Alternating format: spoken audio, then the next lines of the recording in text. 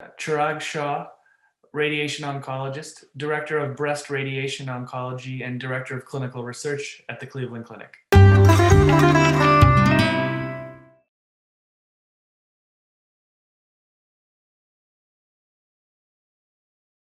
An important question for patients with DCIS undergoing breast conserving surgery is the role of a tumor bed boost following whole breast radiation therapy. When it comes to tumor bed boost, we have two randomized trials that have evaluated the benefits of tumor bed boost in all comers, though not specifically in DCIS patients.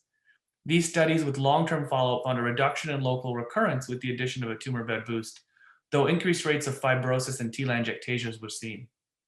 With respect to patients with DCIS, a large multi-institutional study evaluated long-term outcomes with the addition of a tumor bed boost, finding long-term reductions in local recurrence with the addition of a tumor bed boost for patients undergoing whole breast radiation therapy and a diagnosis of DCIS.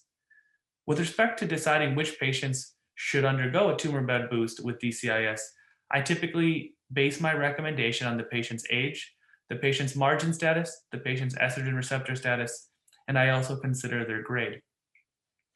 With respect to age, I typically consider a tumor bed boost for patients with DCIS under the age of 50 to further reduce their risk of recurrence. Similarly, I also will recommend tumor bed boosts for patients that are estrogen receptor negative. In estrogen receptor positive patients, I will look at their age, their grade, and their margins to help make the determination. With respect to surgical margins, if the surgical margins are considered to be less than 2 millimeters, which is the current recommended standard, I do discuss the role of tumor bed boost, and I certainly will recommend a boost if there's a positive margin and further re-excision is not possible. With respect to grade, I do consider patients with grade 3 DCIS for a tumor bed boost, though I will also incorporate the aforementioned factors, including age, margin status, and estrogen receptor status in my decision making. At the end of the day, when it comes to a tumor bed boost, there will also be a significant amount of informed decision making with the patient, talking about the potential benefits in local control juxtaposed against the aforementioned toxicities, including fibrosis and telangiectasias.